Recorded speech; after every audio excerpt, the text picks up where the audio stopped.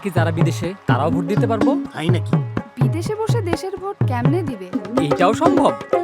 শোনেন শোনেন প্রবাসীগণ, শোনেন দিয়া মন, পোস্টাল ভোটের কথা এখন করিব বর্ণন। দেশের বাইরে থাকেন যারা, সম্পদ দেশে আনেন তারা, ভোটটা দিবেন পোস্টাল অ্যাপে, কেমনে দেখি চলে, হাই হাই কেমনে দেখি চলে। ও বাউল ভাই, আমার ছেলে তো দেশের বাইরে থাকে, সে ভোট দিতে পারবে? প্রবাসেতে থাকেন যারা, কন্যা পুত্র স্বজন, ভোটটা সহজ করার জন্যই এত আয়োজন।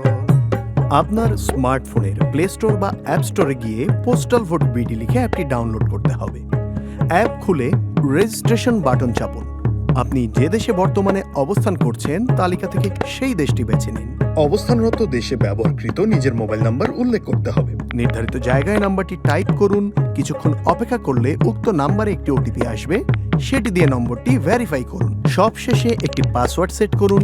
এভাবেই আপনার অ্যাকাউন্ট তৈরি হয়ে যাবে। অ্যাকাউন্টে হয়ে গেছে, কাজ তো শেষে নয়, ভোটটা দেওয়ার আগে করুন যাচাই পরিচয়, হাই হাই যাচাই পরিচয়। অ্যাপের লগ ইন অপশনে মোবাইল নম্বর সেট করে পাসওয়ার্ড দিন। এনআইডি কার্ডের সামনের অংশের পরিষ্কার ছবি তুলুন। পর্যাপ্ত আলো আছে এমন জায়গায় দাঁড়িয়ে মোবাইল অ্যাপের নির্দেশনা অনুযায়ী লাইভলিনেস চেক করে সেলফি তুলুন। মনে রাখতে হবে, এ সময় মুখে মাস্ক, চোখে চশমা বা মাথায় টুপি রাখবেন না।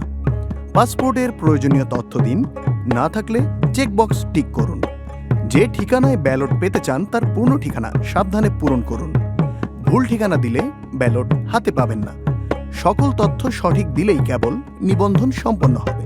যদি নিবন্ধন কোনো কারণে সম্পূর্ণ না হয় তাহলে কি হবে? যদি আপনার নিবন্ধন সফল না হয় তাহলে নির্বাচন কমিশনের নির্ধারিত পদ্ধতিতে নিবন্ধন প্রক্রিয়া সম্পন্ন করা হবে। যদি কোনো প্রকার ত্রুটি কিংবা ভুল ইনফরমেশন পাওয়া যায় তাহলে নিবন্ধনটি বাতিল করা হবে। সবাই পাবে ভোটের সুযোগ, বাইরে কিংবা ঘরে। চলেন দেখি কি হয় এইবার নিবন্ধনের পরে, হাই হাই নিবন্ধনের পরে।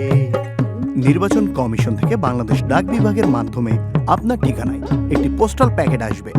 প্যাকেটের ভেতরে থাকবে একটি বড় সাদা খাম, রিটার্নিং অফিসারের ঠিকানা লেখা বড় হলুদ খাম, ব্যালট পেপারের ছোট সাদা খাম, আপনার মূল ব্যালট পেপার।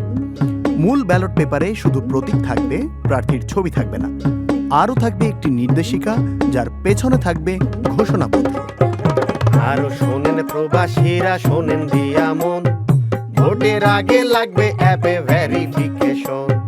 ব্যালট পাওয়ার পর আবার অ্যাপে লগ ইন করুন। পুনরায় লাইভলিনেস চেক দিয়ে নিজের পরিচয় নিশ্চিত করুন। নির্দেশনা অনুযায়ী রিটার্ন খামের কিউআর কোড স্ক্যান করে ব্যালট প্রাপ্তি নিশ্চিত করুন। নির্বাচন কমিশন থেকে প্রতীক বরাদ্দ হলে অ্যাপে আপনার আসনের প্রার্থীদের প্রতীক দেখে নিন। পছন্দের প্রার্থীর প্রতীকের পাশে দিবেন একটা টিক, পাশে দিবেন একটা টিক। ভোটটা বাতিল হবে যদি চিহ্ন থাকে একাধিক।